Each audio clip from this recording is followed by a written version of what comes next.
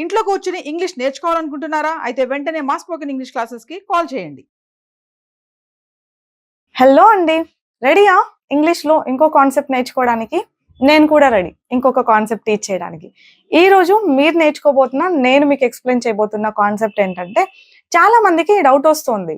ఈ షీ అని ఎప్పుడు అంటాం, డస్ షీ అని ఎప్పుడు అంటాం, ఈ షీతో క్వశ్చన్స్ ఎప్పుడు అడగాలి, డస్ షీతో క్వశ్చన్స్ ఎప్పుడు అడగాలి, దాని మీనింగ్ ఏంటి, డిఫరెన్స్ ఏంటి అని చాలా కన్ఫ్యూజింగ్ గా అనిపిస్తుందంట. సరే చూద్దాం, ఈ షీ అని ఎప్పుడు అనాలి, డస్ షీ అని ఎప్పుడు అనాలి అని. Is she sleeping? Is she eating? Is she writing? Is she practicing? Is she learning? Is she lying? Is she cooking? ఏం అబ్జర్వ్ చేశారు? ఈ షీ అని ఎప్పుడు అన్నాం, ఏ వర్బ్ తోటి అన్నాం, ఏ వర్బ్ తోటి అన్నాం, ఐఎన్జి ఫామ్ ఉంది, అవునా?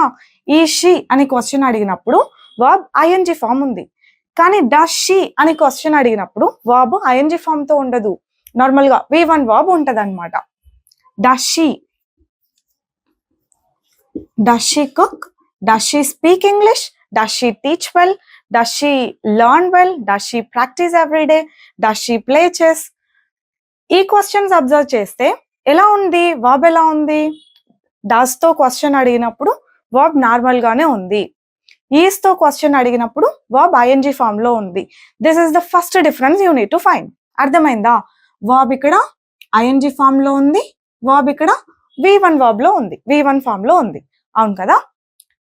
అది సెంటెన్స్ ఫార్మ్ చేసేటప్పుడు డిఫరెన్స్ అదనమాట. మరి మీనింగ్ లో డిఫరెన్స్ ఎలా అంటే, అప్పుడు డస్ షీ ఈట్ అన్నాం అనుకోండి, does she cook, does she eat, does she learn, ఇలా డస్ షీ అని క్వశ్చన్ ఎప్పుడు అడుగుతామంటే, ఆ పని వాళ్ళు మామూలుగా చేస్తారా అని అడిగినట్టు. ఈ షీతో క్వశ్చన్ అడిగామంటే అది ఇప్పుడు చేస్తూ ఉన్నారా అని అడిగినట్టు. ఆ పని ఇప్పుడు చేస్తూ ఉన్నారా అని క్వశ్చన్ అడగాలి అంటే మనం ఈస్తో క్వశ్చన్ అడగాలి. ఆ పని వాళ్ళు మామూలుగా చేస్తారా అని అడగాలంటే డస్ తో క్వశ్చన్ అడగండి. అంతేనా? అర్థమైందా? ఇంకా లేదా? సరే, ఇంకొక ఎగ్జాంపుల్. రెండు డిఫరెన్సెస్ ఐడెంటిఫై చేయండి. ఈస్ తో క్వశ్చన్ అడిగినప్పుడు వర్బ్ ఐఎన్జి ఫామ్ లో ఉంటుంది, డస్ తో క్వశ్చన్ అడిగినప్పుడు వర్బ్ V1 ఫామ్ లో ఉంటుంది. That's the main difference. Okay verb తీసుకొని రెండింటికి మధ్య డిఫరెన్స్ ఎట్లా వస్తుందో ట్రై చేద్దాం. డస్ షీ ప్లే వెల్, ఏంటిది? Does she play well. ఈ షీ అన్నప్పుడు వర్బ్ ఎలా ఉండాలి? ఐఎన్జి ఫామ్ లో ఉండాలి, right? Is she playing well, is she playing well. V1 verb ఉంది, ఇక్కడ ఐఎన్జి ఫామ్ ఉంది. ఇప్పుడు మీనింగ్ చూద్దాం. డస్ షీ ప్లే వెల్ అంటే డస్ తో క్వశ్చన్స్ ఎప్పుడు అడుగుతామని చెప్పాను? మామూలుగా గురించి తెలుసుకోవడానికి. So does she play well అన్నప్పుడు మామూలుగానే, డైలీ, రొటీన్, జనరల్ గా, యూజువల్ గా ఆమె ఆడుతుందా, ఆమె బాగా ఆడుతుందా అని అడిగినట్టు. ఎప్పుడు ఎప్పుడు అని క్వశ్చన్ రైజ్ చేసుకోండి చాలు. ఎప్పటి గురించి మాట్లాడుతున్నట్టు. డస్ తో క్వశ్చన్ అడిగితే ఎప్పటి గురించి మాట్లాడుతున్నట్టు. ఈ క్వశ్చన్ మీరు రేస్ చేసుకుంటే డిఫరెన్స్ మీకు అర్థమవుతుంది. ఎప్పటి గురించి మాట్లాడుతున్నాం? డస్ షీ అని యూజ్ చేసి ఎప్పటి గురించి క్వశ్చన్ అడుగుతున్నాం? మామూలుగా గురించి, ఆమె అలవాటు గురించి, ఆర్ ఆమె డైలీ చేసే పని గురించి, ఆమె రొటీన్ గా చేసే పని గురించి. ఈ షీ అని అగైన్ ఈ క్వశ్చన్ రైస్ చేసుకోండి. ఎప్పటి గురించి అడుగుతున్నాం? ఈ షీ అని. ఇప్పటి గురించి, ఎప్పటి గురించి? ఇప్పటి గురించి. ఆమె బాగా ఆడుతూ ఉందా? తెలుగు బాగా వస్తేనే ఇది కూడా అర్థమవుతుంది. ఆమె ఆడుతుందా? బాగా ఆడుతుందా? మామూలుగా. ఆమె బాగా ఆడుతూ ఉందా? ఇప్పుడు. Did you get the difference? అర్థమైందా అండి డిఫరెన్స్? రెండు క్వశ్చన్స్ అడగడానికే యూజ్ చేస్తాం, ఈజ్, డస్. రెండు క్వశ్చన్స్ అడగడానికే. ఈజ్ తో ఏమో ఐఎన్జి ఫామ్ రావాలి, డస్ తో ఏమో V1 వర్బ్ రావాలి. ఈజ్ తో క్వశ్చన్ అడిగామంటే ఇప్పటి గురించి అడుగుతున్నట్టు, డస్ తో క్వశ్చన్ అడిగామంటే మామూలుగా వాళ్ళు ఆ పని చేస్తారా అని అడుగుతున్నట్టు. నాట్ ఓన్లీ షీ, డస్ తో మనం హీ కూడా యూజ్ చేస్తాం, రైట్? She, he. మనం ఏదైనా పేరు కూడా పెట్టొచ్చు కదా. డస్ రమా హెల్ప్ యూ, పేరు కూడా పెట్టొచ్చు, right? Does Rama help you అంటే ఏంటి? ఇప్పుడు ఐడెంటిఫై చేయండి. డస్ రమా హెల్ప్ యూ అంటే హెల్ప్ చేస్తుందా రమ అని. రమ హెల్ప్ చేస్తుందా ఎప్పటి గురించి అడుగుతున్నాం ఈ క్వశ్చన్? మామూలుగా, జనరలీ, డైలీ, యూజువలీ, యాక్చువల్లీ అట్లా. ఈజ్ రమ హెల్పింగ్ యూ అన్నప్పుడు దాని అర్థం ఏమవుతుంది? రమ హెల్ప్ చేస్తూ ఉందా? Is Rama helping you? Rama help చేస్తూ ఉందా నీకు? ఎప్పటి గురించి అడుగుతున్నాం? ఇప్పటి గురించి. సో మీకు డిఫరెన్స్ అర్థమైందా? దీన్ని simple present tense, present continuous tense ఇలా ఫార్ములాస్ ఏం వేయక్కర్లేదు. బట్ మనం ఇప్పుడు మీకు ఒకటి చెప్తా, అది ఆ టెన్స్ ఈ టెన్స్ అని అనుకోవడం కంటే, అట్లా గుర్తుపెట్టుకోవడం కంటే, డస్ ఎప్పుడు యూస్ చేస్తున్నాం, దాని మీనింగ్ ఏంటి, వర్బ్ ఎలా ఉంది. ఈజ్ ఎప్పుడు యూస్ చేస్తున్నాం, దాని మీనింగ్ ఏంటి, వర్బ్ ఎలా ఉంది. అంతే, ఇంతవరకు తెలుసుకుంటే చాలు. యూజువల్ గా మీరు ఎట్లా అర్థం చేసుకుంటారు చెప్పనా? డస్ అంటే సింపుల్ ప్రెసెంట్ టెన్స్ లో క్వశ్చన్స్ అడగడానికి, ఈజ్ ఉందంటే ప్రెసెంట్ కంటిన్యూస్ టెన్స్, ఇట్లా మాట్లాడుతూ ఉంటారు. నాకు ఒకటి అర్థం కాదు, మనం క్వశ్చన్ అడిగితే అది ఏ టెన్స్ అని ఎవరు అడుగుతారండి మనల్ని? మనం ఏం అర్థం చేసుకోవాలి అంటే, డస్ తో క్వశ్చన్ అడగాలి, దాని మీనింగ్ ఇది. ఈజ్ తో క్వశ్చన్ అడుగుతాం, వర్బ్ ఐఎన్జీ ఫామ్ లో ఉంటుంది, దాని మీనింగ్ ఇది. ఇది మనం అర్థం చేసుకోవాల్సింది.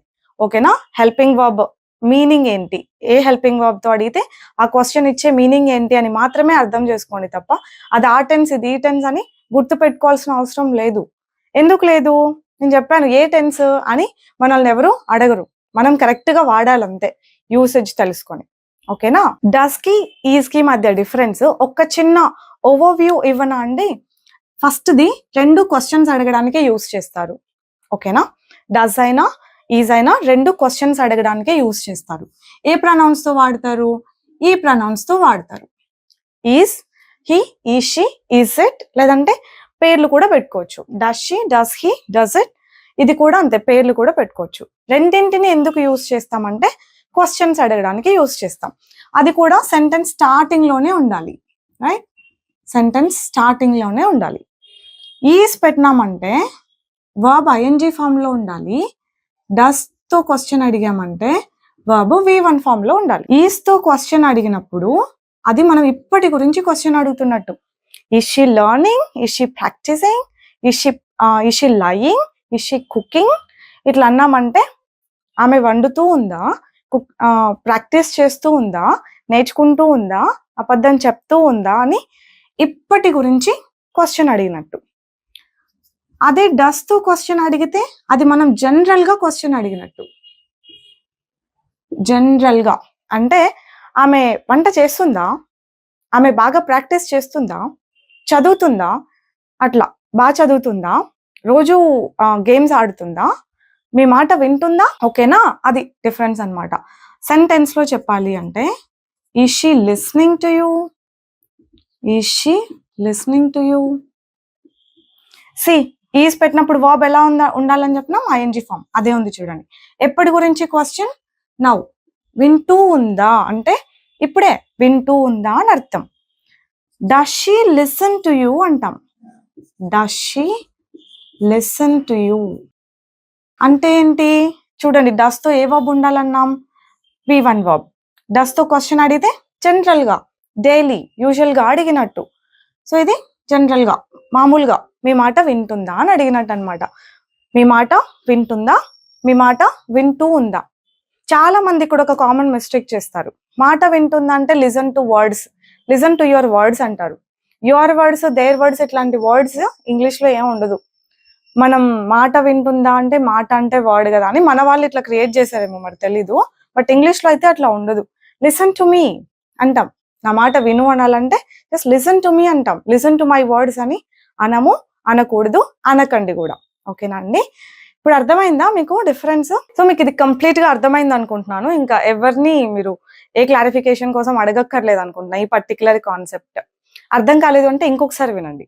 ఇంకా ఇలాంటి కన్ఫ్యూజింగ్ కాన్సెప్ట్స్ ఇంకా ఏవేవి ఉన్నాయో I'll be explaining. You just have to keep following. That's it అండి. Bye bye for today. Take care. Keep following.